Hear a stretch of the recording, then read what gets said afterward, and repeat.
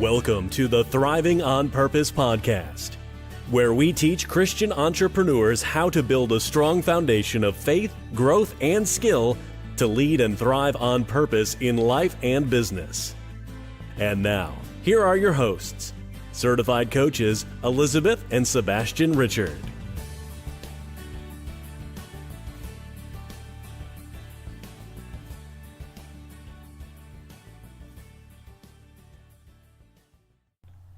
Welcome everyone to another episode of the Thriving on Purpose podcast. I am your host, Sebastien Richard, and I'm here with my lovely wife, Elisabeth Richard. And today's episode is episode 9, How to Find Your Purpose. It's been a long time coming. Obviously, with a podcast named Thriving on Purpose, we could not ignore this subject any longer. And by the way, for those who don't know, Thriving on Purpose has two meanings. I'm just going to take a little time here to explain the name of not only our podcast, but our business. So, Thriving on Purpose. Number one meaning, it means to thrive on purpose, as in, I am thriving and it is not an accident. I am thriving because I have implemented plans and because I have chosen growth and because I'm intentional about my success. Therefore, I am thriving on purpose. That's the number one meaning. The number two meaning means to thrive on or with purpose. So in other words, because you have found your purpose, you are thriving. So you are thriving on your purpose. Does that make sense, everybody? I hope so, because I just wanted to take some time to clarify this. And it's interesting that Thriving on Purpose spells top. And our logo is a mountain top. And we believe at Thriving on Purpose that once you're thriving on purpose, guess what? You're going to reach the top of the mountain that God has set before you. That's the only way to do it. Just wanted to share this with you guys. So, by popular demand, this week's show is going to be big. It's about how to find your purpose. Now you might be thinking, well, I'm an entrepreneur. I'm already in business. I'm already crushing it. I'm doing it. I found my purpose. But guess what? There's something that most people don't know. Guys like me and Liz, okay, coaches, people who are in the personal development business, one of the questions we get asked the most is, how do I find my purpose? And do you know who asks this question the most? Surprisingly, it's not people who are at a job or doing the 9-to-5 or who are confused about where they're going in life. No, surprisingly, the people who ask that question the most are people who, for the most part, seem to have it all together, seem to be basically thriving on purpose. There are these successful business people, people who have money, who have success on their side, and yet they're the ones who ask this question the most. And here's my theory on this. I think they ask this question the most because they're the most intentional. See, like little Joe doing the job, the job thing, the 9-to-5, who never asked himself real questions, might not ask this kind of question. But the person who's been doing the work, grinding, working hard to rise in their business or in having more success or trying to figure out ways to build something, these are the people who will ask themselves these types of questions. Don't you agree, Liz? Absolutely. And I've heard many stories. I've actually spoken to a psychologist online, and we were discussing this very topic.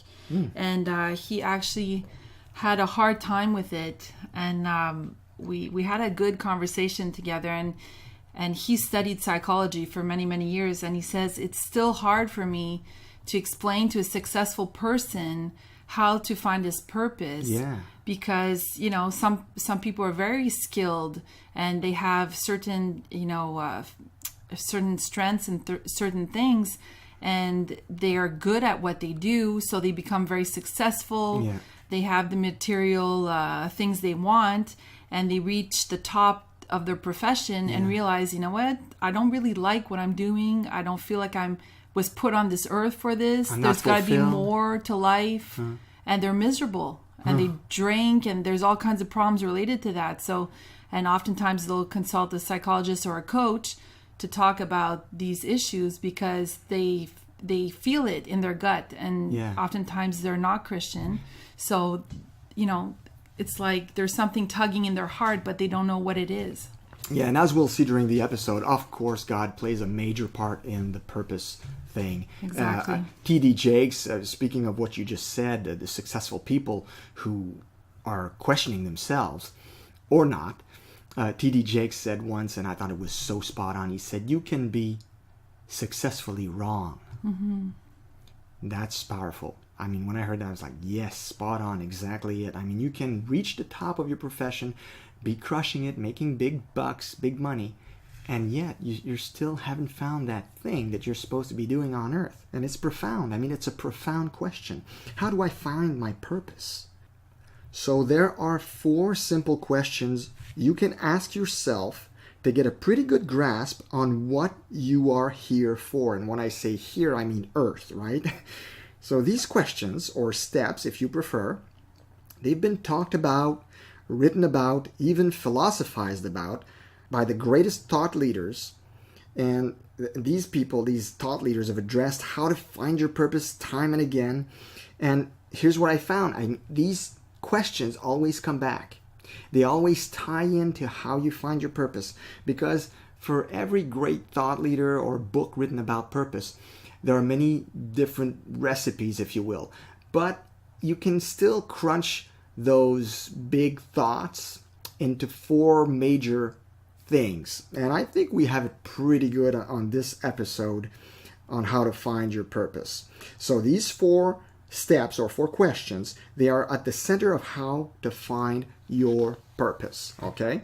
And guess what? Only you, dear listener, can answer those questions. No one else is qualified.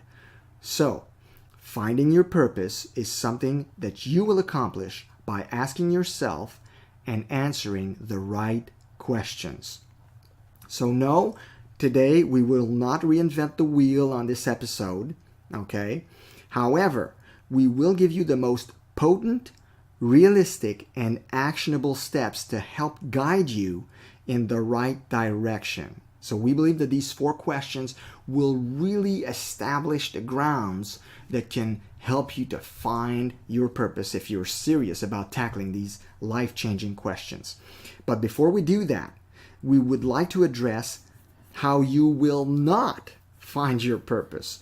So we're going to do a little bit of debunking here because there are some beliefs or predispositions by Christians that can lead them down the wrong path when it comes to finding your purpose for your life. And it's not because you're a Christian that you're going to have a better handle on the purpose question. It's kind of strange as believers. We have these preconceived notions that can sometimes lead us astray from what we're really supposed to be doing as believers. So this is something we're going to address. So let's get right into it. Your purpose isn't to go to school, get a job, and pay bills for the rest of your life. Now, can your job or career be related to your purpose? Absolutely. And if you're lucky, you might have figured out at a young age in what field you should study and devote yourself to make it happen. But if you're like most people, chances are you didn't go to school in the field that is connected with your purpose. See, most people find their purpose in their 30s or 40s. Mm-hmm. Shocking, isn't it? And not in their teens, and especially not at their job.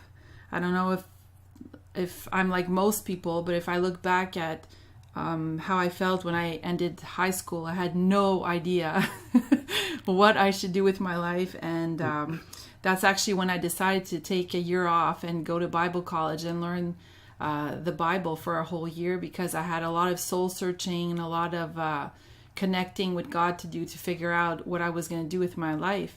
And that was a whole beginning of a whole journey for me. It's not as clear cut as a lot of people think. You know, they're just going to study a certain thing, it's going to work out. And the proof is, if you look at a lot of young people in school today, a lot of them have changed their studies like 3 and 4 times. Yeah. It's really, really rare. Somebody that knows from a young age, 16, 17, what he wants to do, actually does it, studies it, and actually is happy in that profession. It is extremely rare if you just look at the people around us, right? So all this to say that if you're still at a job, you are most probably contributing to the purpose of someone else and not your own. In other words, at your job, you are most likely contributing to the purpose of the founder of the company you work for. Yeah, that's true. You know, so we have to think about that. In some cases, you know, maybe your temperament goes and what you want to do goes well with that notion of, you know, being part of a team that's doing a certain thing that you approve of and you love the company direction and you feel like your purpose is contributing to this type of work. But in most cases, most people are doing a job that they don't like, and they're basically you know, just clocking in, clocking out, and just going through the motions, and they're helping somebody else, you know, basically thrive in their purpose, and they're basically just like little ants all working together, right? So that brings us to the second point we would like to debunk. So the second point is, becoming a believer was only the first half of finding your purpose. So many believers think that becoming a Christian is what they were put on earth to do. For sure, believing in the work of Jesus Christ and becoming born again through regeneration is the most important thing for a human being while on earth. So don't get us wrong. We're not dissing that. Oh no, we're not. Definitely not. But this is only half your story. It doesn't stop there. Your conversion was only the beginning of your answering the call of God on your life. God created the specifics of you with a very specific work in mind. And this specific work is your purpose. That's what you need to figure out. Amen to that. Exactly. I'll let you go a little more in depth in number 3. Well, yes, like for the conversion aspect, some Christians believe like, I came on earth to accept Jesus Christ. I've accepted Jesus Christ. I'm saved. I'm going to heaven. This was my purpose. I'm done. I'm done. Everybody else is here for nothing. I'm a Christian now. I'm sealed for eternity. This is it. I'm good. I can cash in my chips now. But this is only half your story. I mean, this is only the beginning of the story, actually. Because this is when it gets really exciting. Exactly. Now that you're walking with God, now that you're walking with God, aka your maker, whoa, what did he plan for you when he brought you here? Really, seriously, now you're going to start figuring that stuff out, and it's really exciting. So that's the first thing we wanted to address. But now the third point, the third thing that we want to debunk is, as a Christian, your purpose is not to spread the gospel. And now haters, keep still. Don't jump just yet. Let me explain this, okay? Because I know a lot of evangelicals, the name is evangelical for a reason, they're going to jump at me and say, yeah, with the Great Commission is so important, and how dare you say this, and how dare you say it's not part of our purpose. What did you just say? Sacrilegious. I know this one comes as a shocker, okay?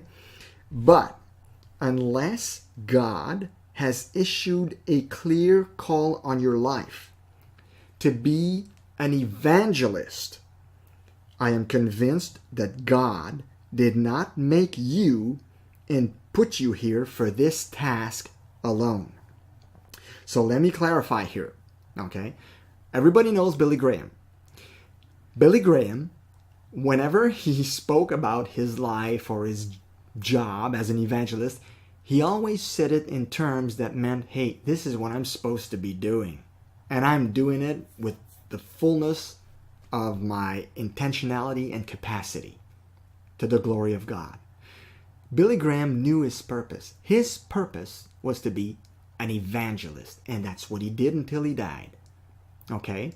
Now, for some of us in the body of Christ, our purpose is also to be an evangelist because God has given us the gift of evangelism, which is awesome. And for those people, they have, like Billy Graham, a very specific call on their life to be that evangelist. So it consumes their whole daily activity. That's their purpose. Yeah, I just want to... So I want to differentiate here that the mandate of the Great Commission is given to every single believer and to the church as a whole.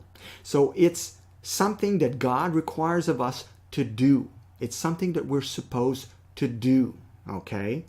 But it doesn't necessarily mean, it doesn't mean that God made you for this, okay? Exactly. That's what I was just going to explain. I think that it's very clear in the Bible that God expects us to do it. It's normal, and we're supposed to talk about our faith. We're supposed to live as Christians in a way that non-Christians will see that we're children of God, and will be a light for these people. So we are supposed to talk about them. This is supposed to be normal, that you're at work, you're talking about, I don't know, what you do on Sunday, and then you talk about that you go on church, you go to church or whatever, like you bring it, if it's part of you, it's part of who you are, it's just going to come up, and you're going to end up talking about God a lot at work or wherever you are.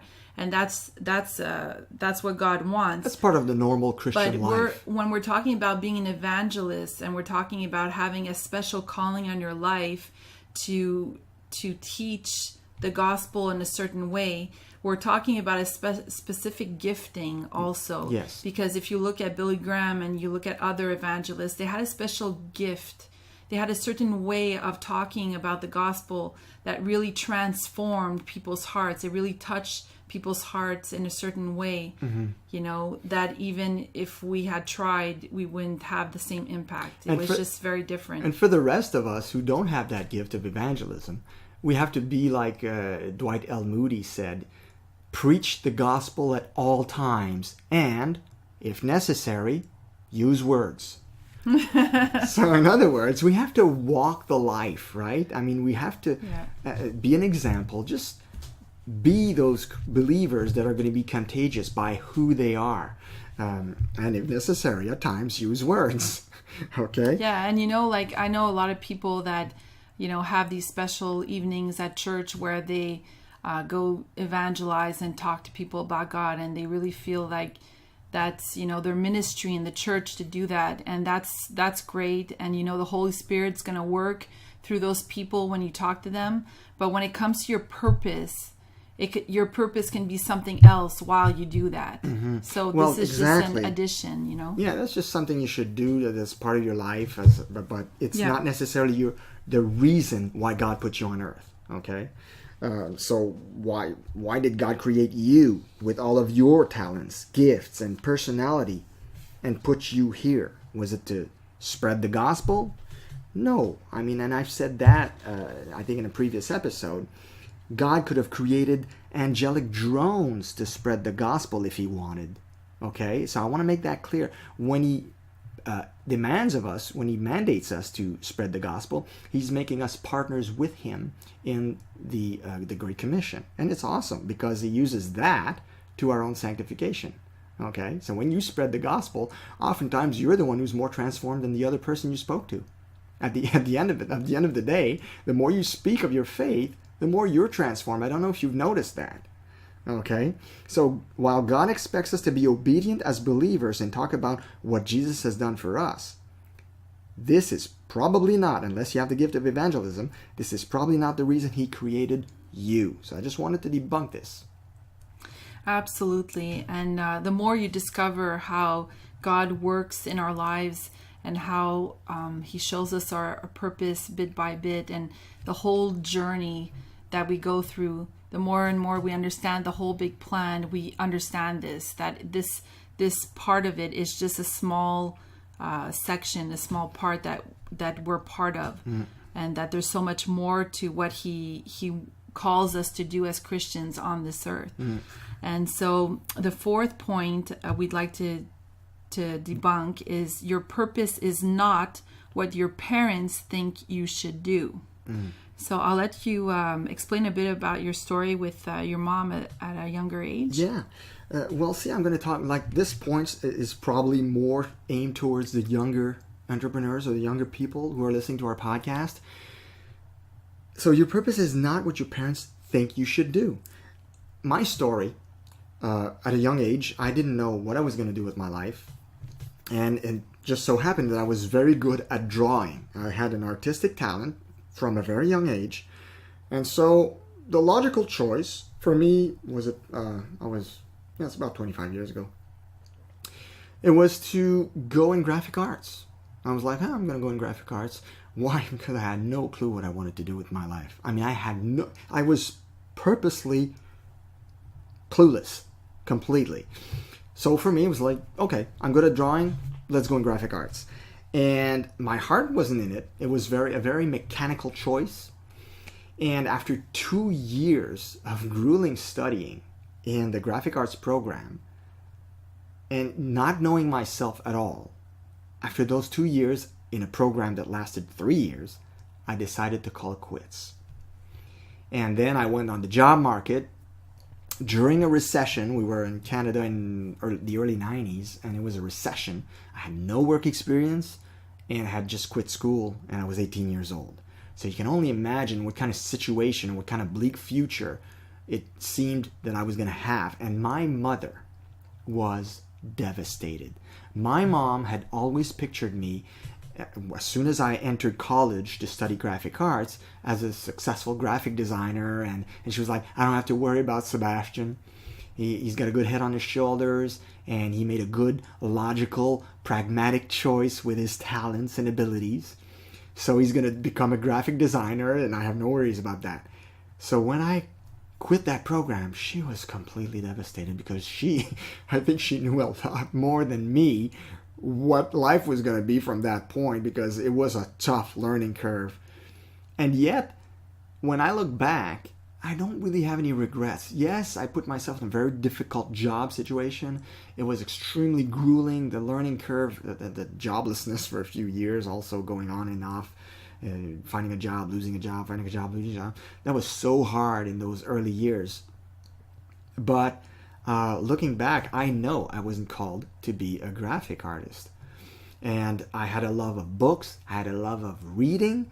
So during this time, I started developing my love of studying the scriptures and reading lots and lots of books. And guess what? God used this time for me being kind of like jobless most of the time, so that I could devote myself to the reading and studying of scriptures, and slowly was bringing me into my purpose. I even, in my early 20s, I'm 44 years old today, not today, but I'm going to be 44 in early August. So I'm 43. Go back then, I was like 18, 19, 20. So that's a long time ago. And I've been studying the scriptures ever since. And God knew that when I left college and I started reading. I even started writing a book. It was in French, but it was a book on eschatology. So the end times, I was a big fan at the time of Hal Lindsey, A Late Great Planet Earth. And I had read tons of books on the end times. And I had a pretty good handle on the subject. And I thought, hey, I want to write a book about that. I have great ideas. So I wrote it was in a Word document. Imagine that. It was 220 pages at the time in a Word document. That would amount probably in book format to something like 400 pages. I had no clue at the time of what it would have been in a book format, but it was written in French, and I lost the document. I just have some printings. I printed out some of the pages I still have today. But so that was a beginning. That was my first steps, baby steps into stepping into my purpose as a student of the scriptures, and as a man called into ministry, and as a man who was to become a student of the Word. And that's what God wanted to do with me. And I had no clue when I left college that that's what it was going to be. Absolutely. And see, so we can see just in your life now, from that point to now, how much it's changed and how you've grown and how much you've learned, and how, he showed you piece by piece what you were supposed to do, and it led you to this point now. And for me, it's a little similar in the sense that I was very good in art as well, and my dad saw that, and he said, you should go into graphic arts, a bit similar to Sebastien, based on, you're good with arts and you're good with designing stuff, and that is one of my skills. That is a strength, but it wasn't what I wanted to do with the rest of my life. So I decided not to go into that program. And ever since then, I was always searching. What was my purpose. I did so many different types of jobs. And most entrepreneurs are like that. They search and search, and they can't find their niche into studies, right? Into everything that's like molded. Molded in school and like in a program. And they try stuff and it doesn't really fit. They don't really like it, and they struggle. And that's because there's no like that. Yeah, because there's no element of creativity to do what you want to do in the way you want to do it. Had I had a passion for graphic arts and wanted to start my own profession, that would have been different. That would have been more entrepreneurial, and maybe I would have enjoyed that. But I always felt that was not my calling from a young age. And it's very important to not, how should I say this? Your parents, your loved ones, they know you, but they know a certain side of you. So they see your skills and they see certain strengths that are visible, okay, that people can see. Because noticing your kid is good in arts is very visible, So there's certain strengths that are very obvious.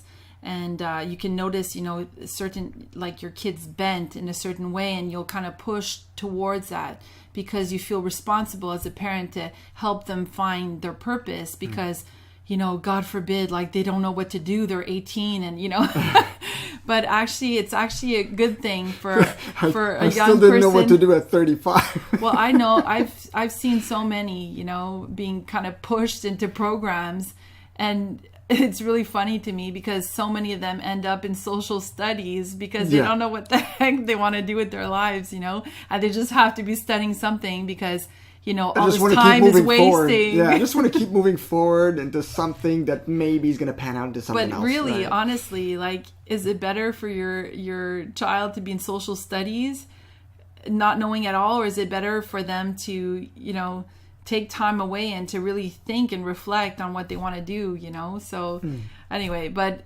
your parent always wants what's best for you. And in my case, my dad really wanted what's best for me. And he didn't mean anything bad by pushing me towards that. But anyway, I did many different types of jobs. I learned many, many different types of courses, diplomas, and all kinds of different professions to finally realize that I was meant to be an entrepreneur and a coach. And that was my passion. That's what I wanted to do. So, could my father see that? Probably not, because you see, that's what's interesting is that when you start your journey to find your purpose, is that you're developing, you're growing, and unless your parent is on the journey with you, they can't really see that evolution because they don't know where God wants to bring you, right? Yeah, no clue. So, like in your case, you started, like your mom did notice that you loved learning the Bible, but did she know what you were going to do today? Absolutely not. No, but in a way, like, it's funny because she never discouraged me from that. Remember how she wanted me to stay in a church. She wanted me to develop that gift. She encouraged me when I would preach. She would come to that church. Even if she was a Catholic and we were evangelicals, she would still show up and just be there to encourage me. So these are little things that, I don't know, like a mother's heart is different from a father's heart most of the time. My mom probably did have some inkling of an idea about that, but she never verbalized it. So I don't know how she thought, like, if she were alive today, I don't know what she would think. I became an entrepreneur, by the way, after she passed away. So she had no clue that I would become what I am today. So exactly. Yeah, I was just in a job when she passed away. Exactly. And so to just conclude on this last point, it's important that you not focus too much on what your parents think you should do, because there's that aspect of, them seeing just a certain skill, a certain thing, a certain element to you, and there's the element of where God wants to bring you. So it's more a question when we say it's something that you have to figure out. It's really something you have to pray about and figure out on your own.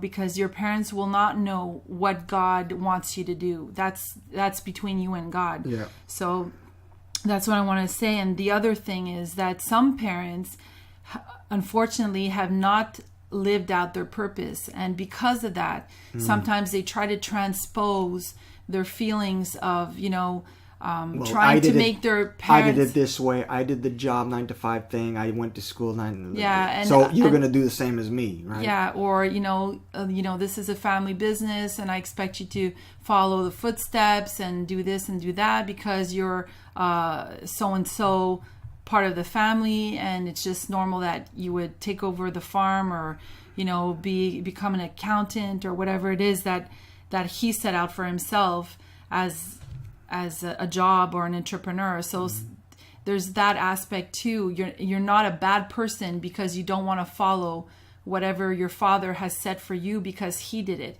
You might have, like I know somebody personally that is a great accountant, and he has several kids, about 8 kids. And there's one of them that's really, really good with math. And he decided to follow his footsteps. He decided to join his father in the family business.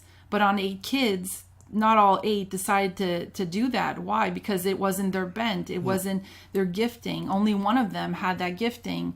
And I think it's a beautiful thing if father and son can work together and it's part of their purpose together. But oftentimes God has another purpose for that person. But what I've noticed also is most of the time the parents that are pushy are those who didn't become entrepreneurs. Those who did become entrepreneurs are going to be much more open-minded when their kid wants to do their own thing or find their own purpose or their own path in life. But those who did the study hard, get a good job, and work at that job for 25, 30 years, these people are usually more close-minded when it comes to their kids doing something different, like becoming an entrepreneur, starting a business or whatever. They want you to fit in the 9 to 5 job because box. They think that's what's normal, right? Exactly. That's what gave them security. That's what they felt was... Or insecurity, depending on the salary. Yeah. Well, that's what they felt was right for them at the time. Yeah. There's also, the decades that we live in. The decade that we live in now, being an entrepreneurial era that's booming is very different. Raising your kids now in this era than the baby boomers that were all about find that 9 to 5 job that has great pay and all kinds of bonuses and this and that, and that's the best you're going to get, and what more do you want in life, right? Right, absolutely. So now that we've looked at what your purpose isn't, let's now look at what it is. First, let's get back to the basic definition of purpose. So purpose is a noun, and the first line that came in the dictionary online said, the reason for which something is done or created, or for which something exists. And I think that's really in line with us as Christians. The reason for which we exist, right? So as such, asking what your purpose is one of the most powerful questions anybody can ever ask.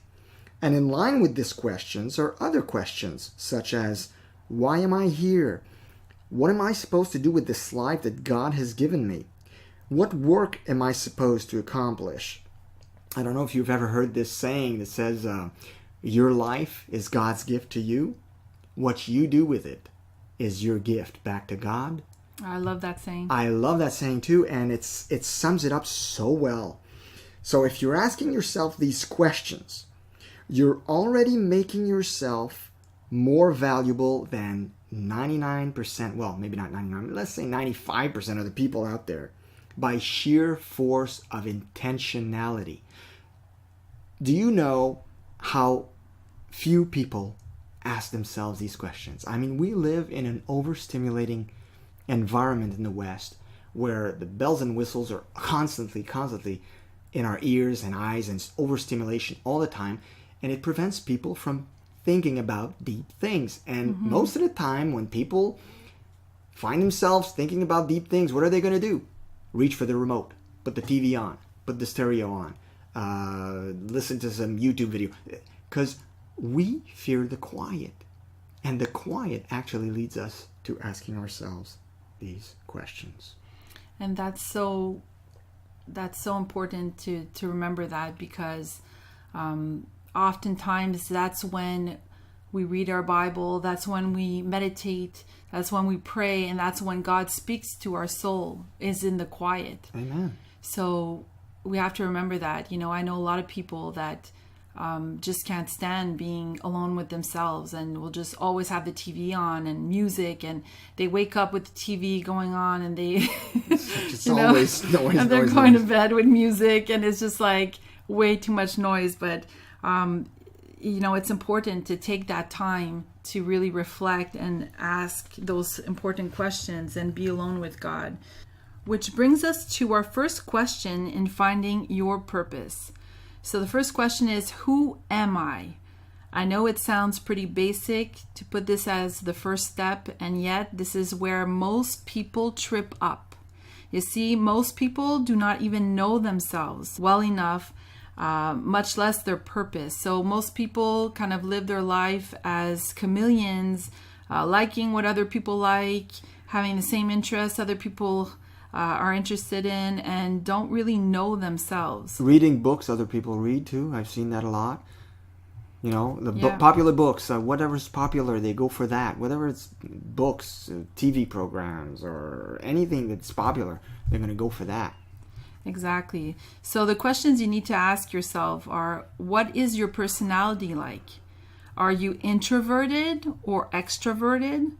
So, are you a quiet person that keeps to themselves? Are you a very outgoing social person? What constitutes your strengths? So what are you really good at? What constitutes your weaknesses?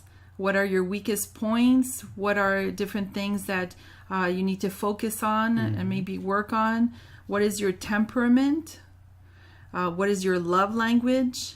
So are you a person that shows love with acts of service, maybe giving gifts, maybe words of acknowledgement? All these things are really important to get to know yourself, so that you can see how you can, even when you're with somebody, when you're married, how you can, blend in with the other person really well and speak the same love language, or at least understand each other's love language, right? Mm-hmm. So what are your hot buttons? What makes you angry? What are you passionate about? All of these things are important questions to ask yourself. And if you don't take that quiet time that we were talking about to really figure these things out, and you're always like kind of moving and social bug and going to parties and, going to church events and doing all kinds of stuff and drowning yourself out with all kinds of noise, then you're not really getting to know yourself. And it's just going to take longer for you to get on your purpose journey. Yeah, and we're human beings, not human doings. And sometimes we oversaturate ourselves in action and lose ourselves in that. Yeah, absolutely. And I think, one of the things that I want to bring us back to is when we look at all of this, everything we've talked about so far and everything we're going to talk about, we need to focus on that all of this journey, when I talk about journey, is all God forging you through different circumstances. There's things that happen in your life that you wonder, why the heck is this happening to me? Oftentimes, these are lessons, these are things that you have to go through to find your purpose. To bring you to it. Yeah. Sometimes that pain could be part of your purpose. Maybe it's something you need to overcome to help other people. Maybe you're an instrument for other people and that's your purpose. Or it could just be something you have to go through because God needs to teach you certain things to make you into who He wants to make you into, who He wants to forge you into, so that you can fulfill that purpose. Amen to that. And John Maxwell says it often. He says, experience is nothing A lot of people have experience, but they don't ponder, they don't think, they don't evaluate their experiences to siphon out the knowledge and the wisdom from them. And I think that your life experience is where God brought you through to bring you to that purpose. It serves to bring you to your purpose. Oftentimes we hear that by preachers and pastors. They say your greatest misery will be your greatest ministry. So your pain, your joys, your successes, your experiences, all of that has been used by God to bring you into the fullness of your purpose. And oftentimes we are blindsided and we just don't see that. But we can see it looking back. Absolutely. When we look back, oftentimes we say, now it makes sense why such and such. Like earlier I was telling my story of when I quit school, what happened. I started immersing myself in the study of scriptures and books and all that. And boom, that was God slowly working me. And I'm sure I'm not alone. There's tons of people, tons of you guys out there listening to us that have had similar circumstances or things happen to them that were all preparatory, I have a hard time saying that word, to your purpose. Absolutely. And we actually used to joke about that. Remember, we used to say, one day that's going to make for a great story when something bad would happen or kind of be hard trial. We kind of laugh about it because we saw that, these are just like ups and downs of entrepreneurial journey, and it's all part of the process. So you get to this point where you're like, you kind of laugh about it and say that one day that's going to make for a great story. Right now we find it really hard, but one day that part we're overcoming is going to make a great story. And actually, you've heard Les Brown's story. You've heard many entrepreneurs out there and good and godly Christian men of God talk about their stories of how they started their entrepreneurial journey or how they found their purpose. And it's really, really interesting. So never forget that, the ups and downs you go through make great stories in the end. Yeah, so all this brings us to the second point. What is my passion? What is my passion? I mean, this is one that comes back again and again when people talk about purpose. You have to find what you love to do. You have to find what you're so passionate about. And chances are your purpose is closely linked to what you love to do above all. Of course, you may have more than one thing you're passionate about. A lot of people juggle with a few passions, right? So a careful inventory of what you love must be taken and prioritized. I mean, there's things you are going to love more than others. There's things that are really going to stand out as all-consuming. And others that you love but not as much, right? So you need to take an inventory of that.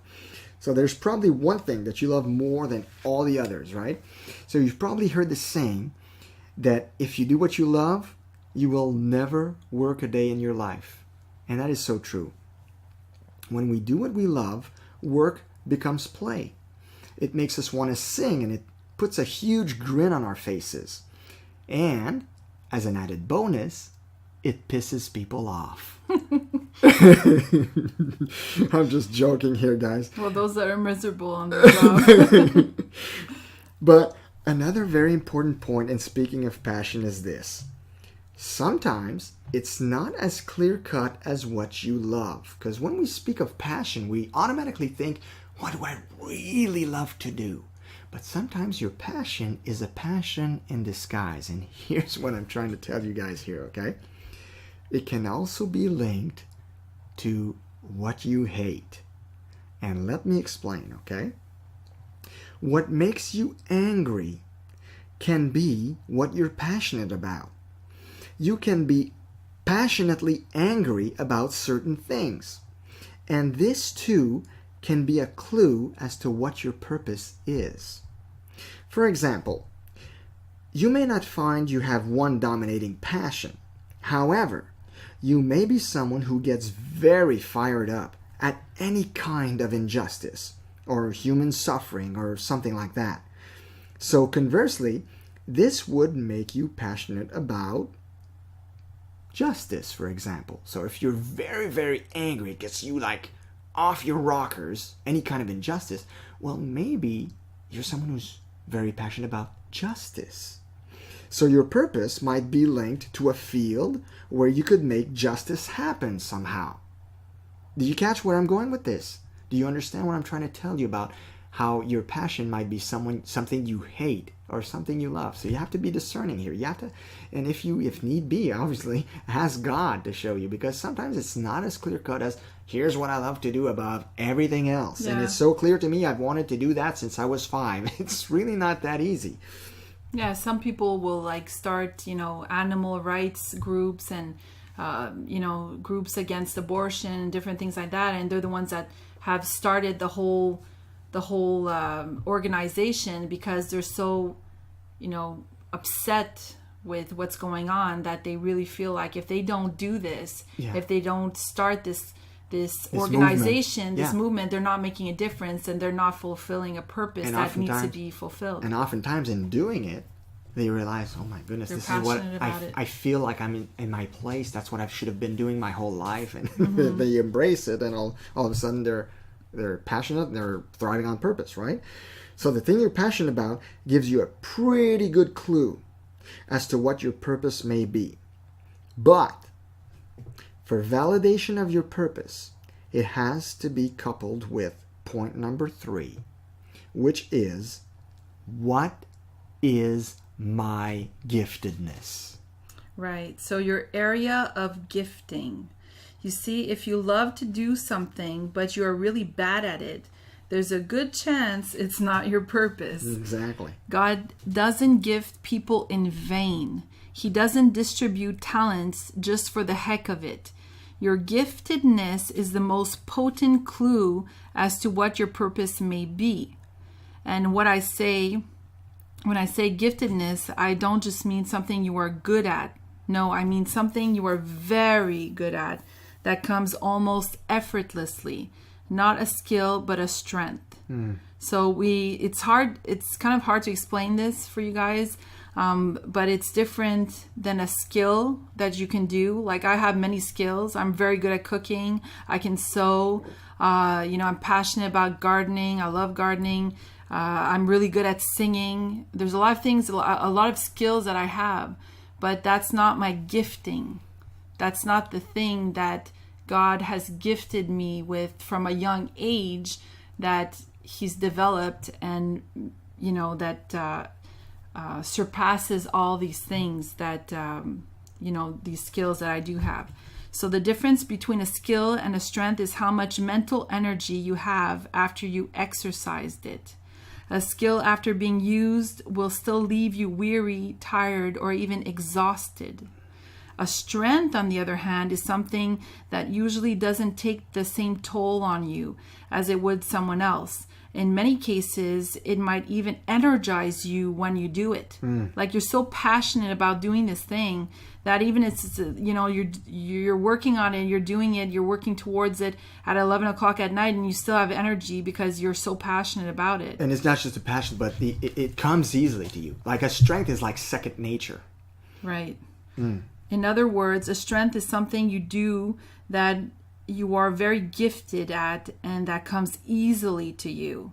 So it's something that for you it's easy, and maybe even in some cases you may actually take it for granted and think that a lot of people have this strength, and then you kind of look around you and talk to people and realize, no, God really gave you this gifting. Yeah.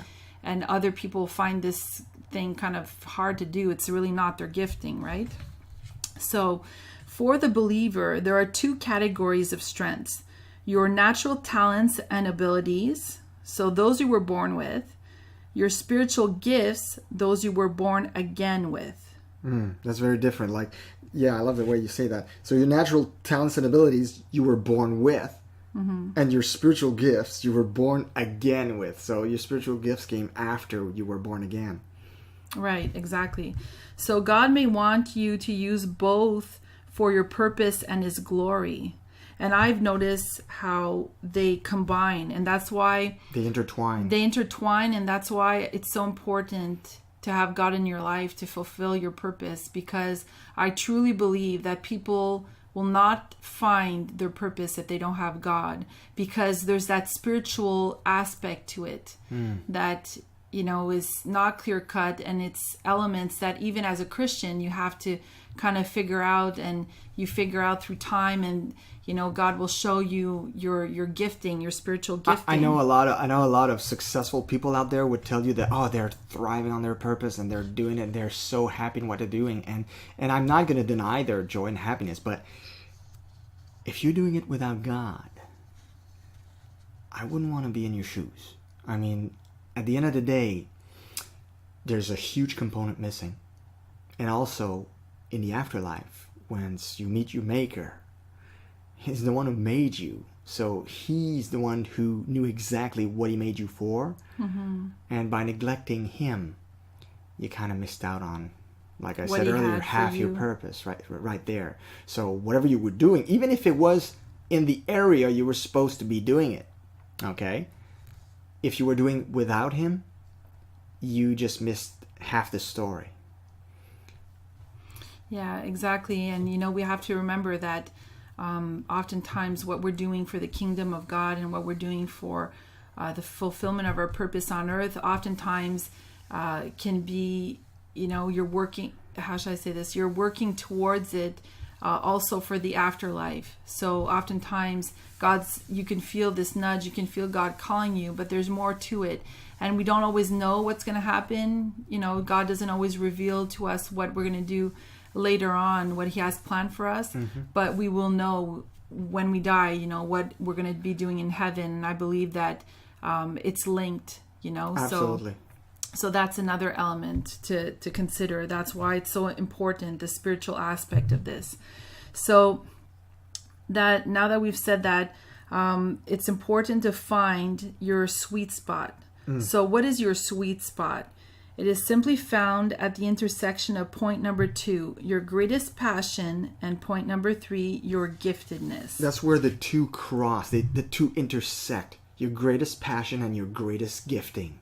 Exactly. I love that, the sweet spot. Exactly. So those who find their sweet spot are well on their way to grasp the fullness of their calling. Which brings us to point number 4.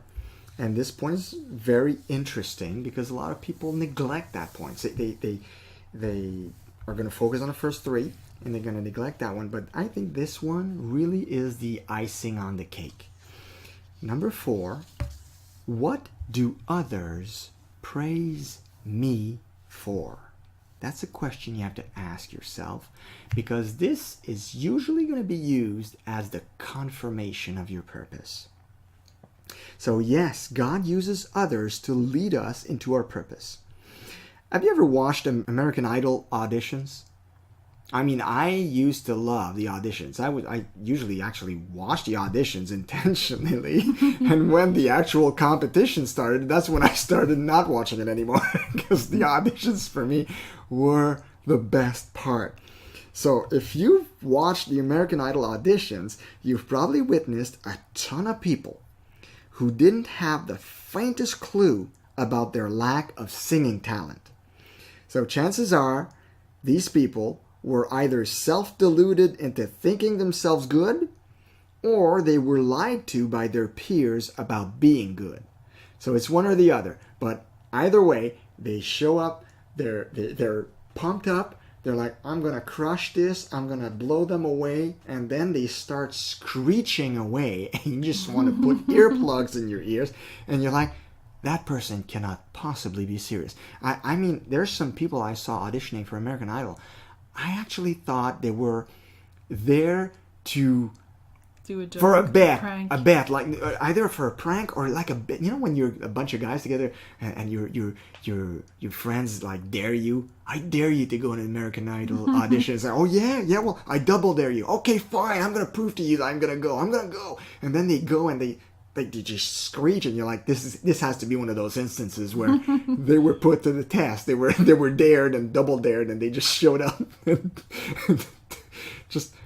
And then once they start screeching at the end of the, like when it's over, if they're stopped, I don't know, like most of the time they don't get to sing the whole song, right? So the judges interrupt, especially Simon Cowell, like him or hate him. he is pretty quick to sign these poor deluded fools a much-needed reality check, right? I mean, he's the one who's going to say, that was ghastly. And with his British accent, that was just ghastly. I love that word. Anyway, I just love the auditions. For me, it was like a study in human nature.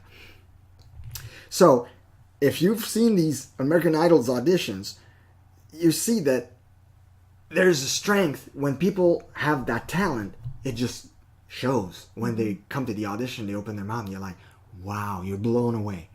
And the others who don't have, it's not their strength, is like, oh boy. And it's fast, like very fast, confirmed by others. And in this instance, it's the 3 judges that are there. They're going to confirm your gifting.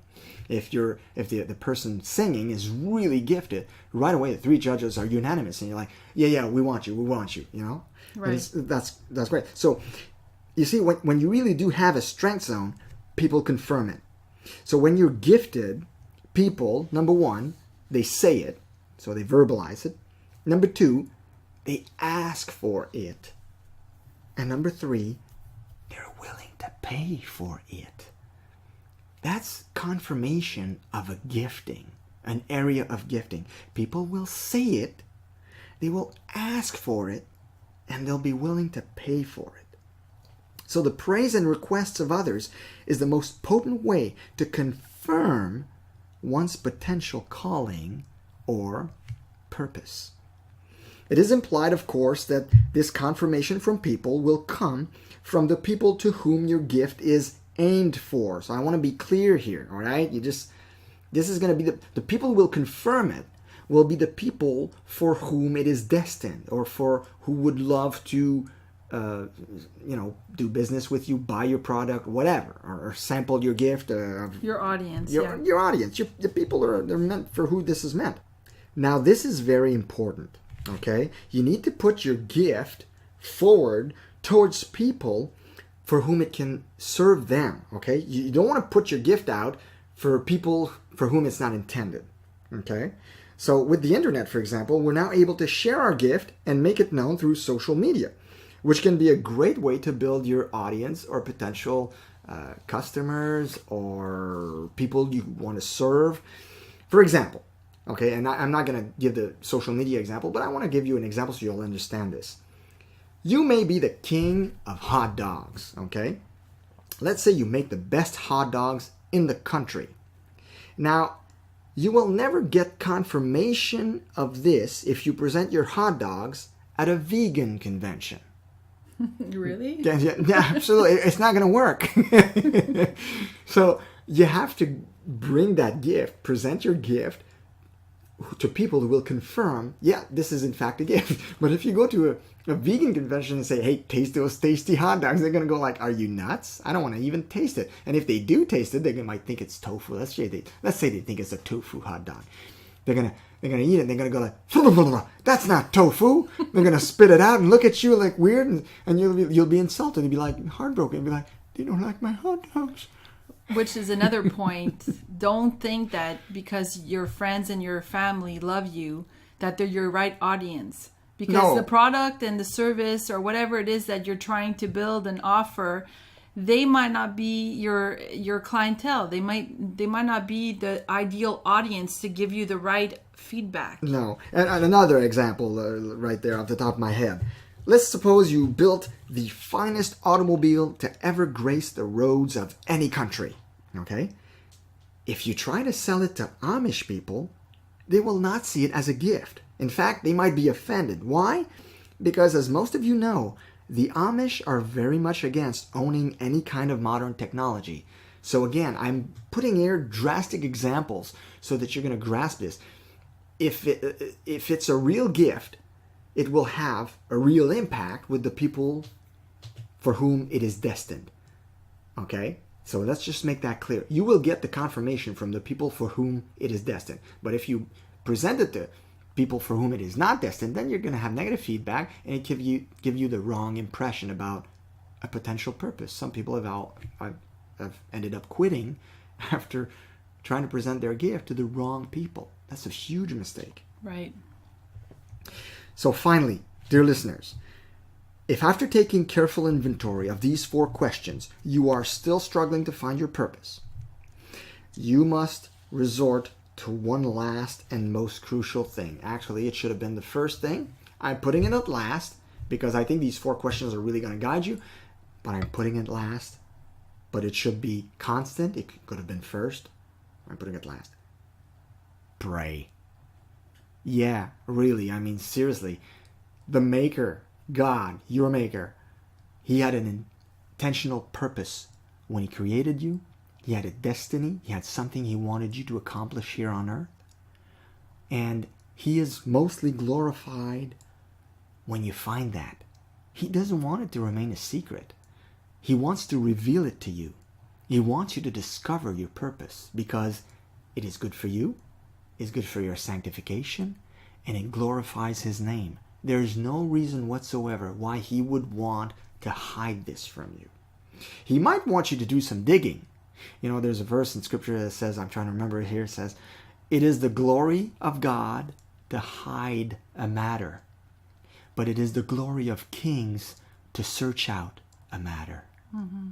So that's a beautiful thing, right? And that's oftentimes in that process, God really blesses us. In that searching process, God blesses us. But ultimately, He really wants you to find your purpose, okay? And prayer will definitely be a huge tool as you seek what you're supposed to do, why He put you here on earth. Yeah, after all, He's the one who put you here.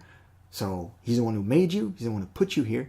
And He's the one who has a job for you that's only you can do. Okay? There is no calling without a caller. Your purpose is your calling. And guess what? God is the caller. Okay? I actually wrote a blog with this very title. You can check it out if you go on our website, thrivingonpurpose.com. There's a blog that I entitled No Calling Without a Caller. So your purpose as a believer is aligned with His purpose in making you, saving you, and sanctifying you. So yes, this is very important. And it's definitely important enough for you to ask, seek, and knock persistently in prayer. And God will, like I said before, delightfully answer such a plea in His own timing. Like we said before, most people find their purpose more in their 30s, 40s, and for some it's in their 50s. God is in no hurry, and He has a plan for your life, and He has a plan to use all of your previous experiences into your purpose. They will build up into your purpose. So when a believer walks in the fullness of his purpose and calling, it glorifies God. When God's children walk in the fullness of their purpose, it glorifies His name. So let's recap the 4 questions that you will need to ask in order to be led into your purpose. Number 1, who am I? You need to make a careful and very detailed inventory of everything about yourself. You need to know yourself. Know thyself, like the philosopher said. Number 2, what is my greatest passion? Number 3, what is my greatest giftedness? And number 4, what do others praise me for? So as we finish this teaching on how to find your purpose, we'd like to share with you a cool little clip where our friend and mentor, John C. Maxwell, talks about finding your purpose. And I think it is so spot on. So take 2 minutes. I know this podcast today has been longer than usual, but it is so important. I mean, we didn't mind going longer than usual because of the subject matter. This is huge. So take 2 more minutes and listen to John Maxwell talking about the importance of purpose.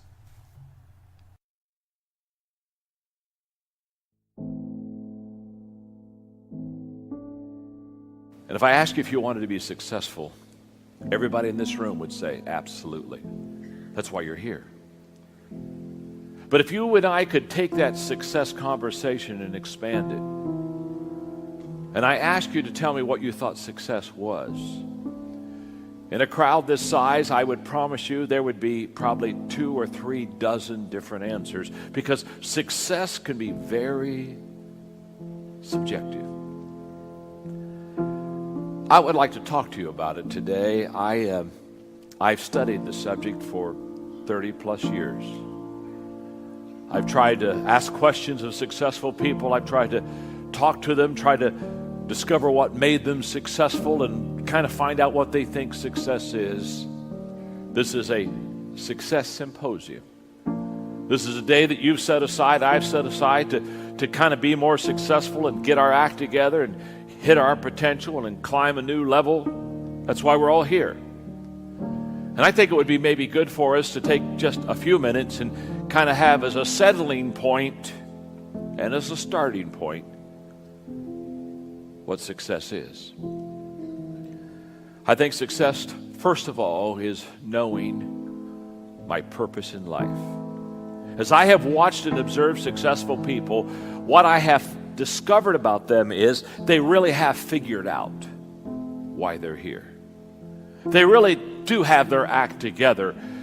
And knowing their purpose in life is a stability for them. So that when everyone else is rocking and rolling and things are a little unsteady and people are kind of leaving the ship and people are kind of abandoning their causes, these people, they hold steady right throughout the storm because they have a true North Star. They truly are focused. It becomes an anchor in their life that just holds them steady. And the anchor is a confidence based upon a knowledge of purpose. Okay, so we're back.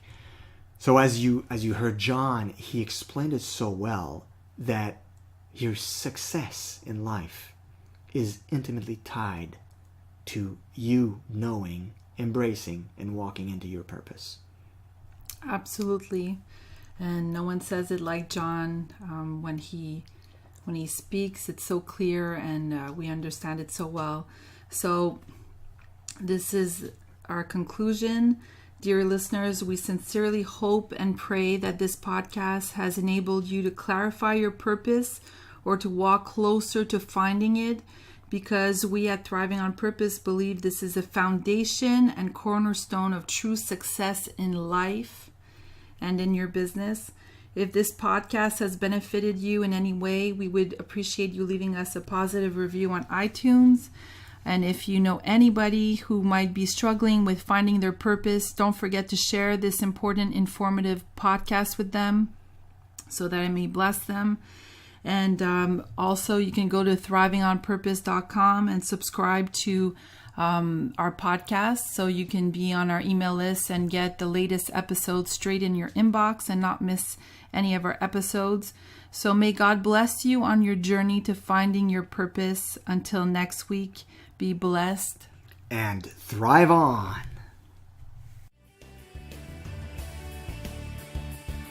Thanks for listening to the Thriving on Purpose podcast.